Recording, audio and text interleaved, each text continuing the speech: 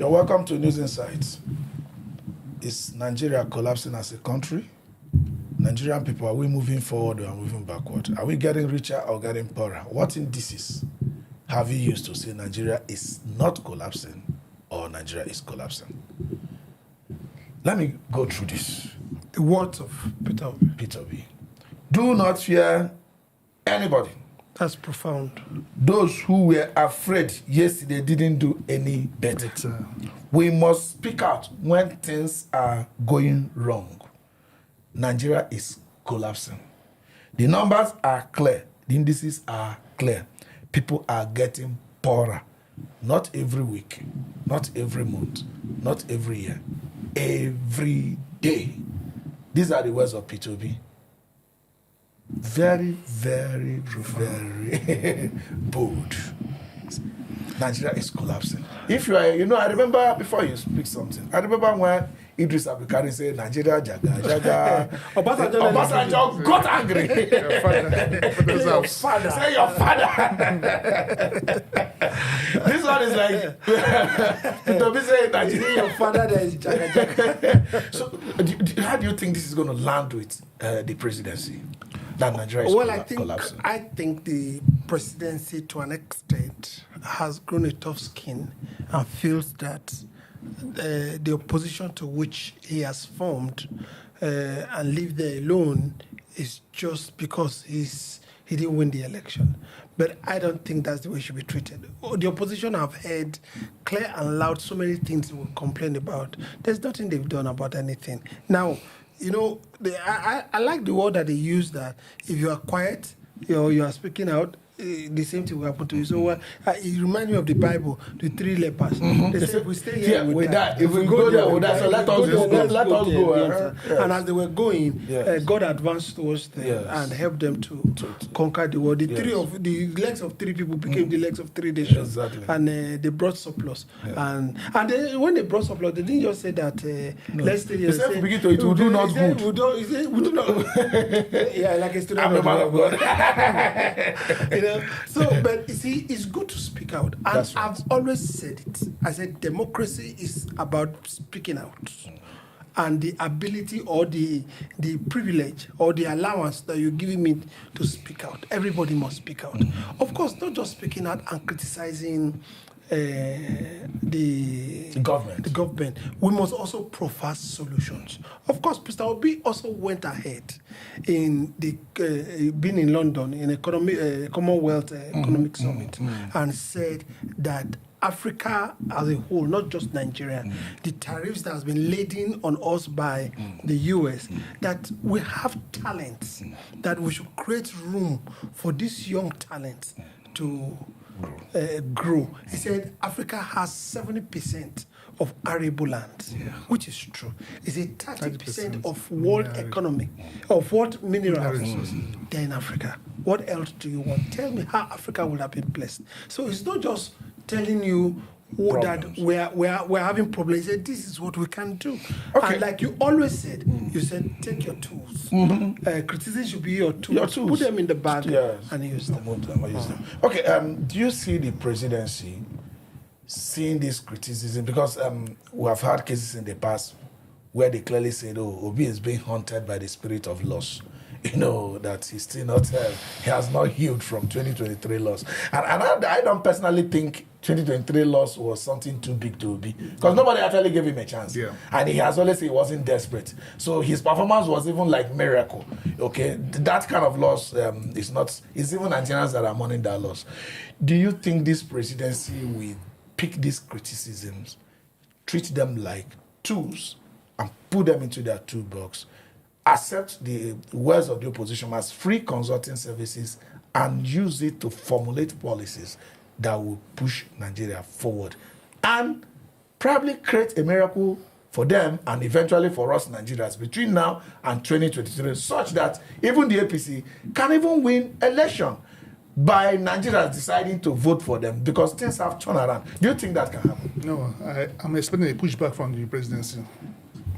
I'm expecting the call to be doomsday sayer. I'll be going through internet hoping to see their response, which they've not given. But okay, Obi said something. He said to help rescue Nigeria. It just Nigeria is collapsing. He says people should speak up. Nigeria need urgent rescuing. So that's the way he's turning to. Speak up, come up with ideas. Say what is there. See, don't stay here and pretend as if it's not happening. It is happening. Every other day on the street, you have value of net in your pocket. Keep depreciating. What 10,000 I could do for you in January, I can't tell you for free. I can't do it for you now. It is tangible. What you say is tangible. It's huggable. It's feedable. Our economy is collapsing. Yeah, collapsing could be more of the history, but there needs to be a change. This government should invest in this our useful capital. There's our youth everywhere. Invest in them, help them acquire the right skills. And so once they acquire the right skills, they will help in productive sector. Nigeria, we're not producing anything. We are not. We are potentially dependent. We should start producing. That's what we'll be standing. Let's make ourselves relevant in the new economy that will be in place after Trump tariff has settled down. So we should be a player. How do you do that? Develop this sector of the age grade. The youth needs to be empowered. They need to be trained. They need to have access to acquire the skill required. As a matter of fact, Obi's advice on youth development even cut across Africa. Because that was a statement he made while in London, attending, I think, something African. Commonwealth economics whatever. Yes. So he was even pushing it forward. Not that one cannot be said to be political. No. Because He's advising the whole of Africa. The whole of African leaders. Because Africa, we are about 1.5 billion population, and the youth are more than a billion or thereabout. So that is a very strong workforce. Now, coming back to Nigeria, how do you think APC under Asiwaju should stimulate the economies that are being manned by the youth, the production sector that are actually being manned by the youth? How do you think they can stimulate that? Now we have interest rates of 40%. Nobody can borrow money from anybody. Okay, so I was coming there. Now, there are interest rates of 40%. I heard from one of my friends today that there are some banks that give like 31%. I don't know which bank, but let's say 40%. Or let's put our average at 35%. Now, that's quite high. It's unlikely to even be a commercial bank. But let's put that. So let's put it at 35%. It's not I can't collect a loan from a bank to say that I want to be a trader. Maybe trade on... Even produce. Or produce. Yes. Do you understand? Let's even say trade. Do you understand? Because the easiest thing that people can do... But somebody has to produce what we're trading. Yes, that one, let's leave that one first. Do you understand? Because there are economies that rely on other economies before they start producing their own. We have not even got into the stage of production. Because the power is not there. The power, exactly. The good roads are not there. The infrastructure for you to be able to produce is not there.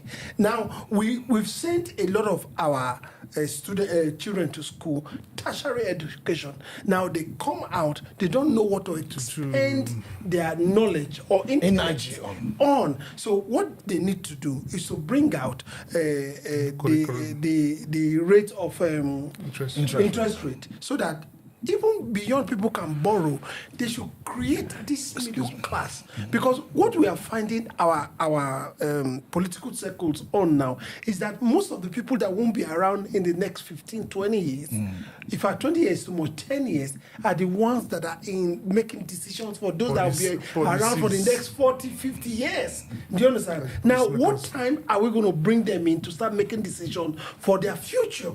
So they must begin to look at it and say, let's begin to empower these guys in entrepreneurship way. Do you understand? Now, if you look at the federal government, how many proportional percentage can the federal government employ? The federal government make room for good economic policies that people are now employable. So they should look at creating that middle class where a lot of young people are right now. We can call them Gen Zs, we can call them whatever we can call them. But don't also forget, technologically, there's so much advancement. Do you understand? Why can't we lash on most of the things that we have right now and make sure that the people who are investing are not the people that are not going to be here in the next 20, 30 Okay, let me put it this way. Do you really think, we're talking of investments. there are things that you have to invest. You have to own what you want to invest, or you have to borrow what you want to invest. You think Nigeria, as a nation, with their gearing ratio now, with their debt to asset ratio, and things they have, their leverage, do you think Nigeria really have what to invest? What invest? Yes, I think we do. I think we can go into agriculture.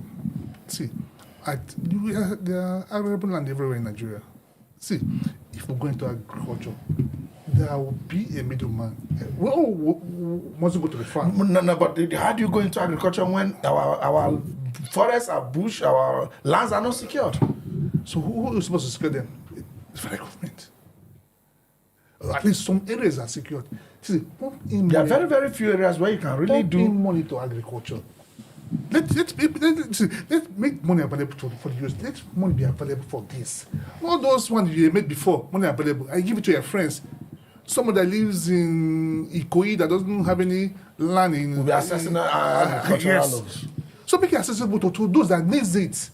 See, some people will be producing, some people will be middlemen to take from farm to the market. Some other person will take up exportation. So these are the things we need to look at. Then our education curriculum need to be treated. It's not on a bad study. There is not entrepreneurship,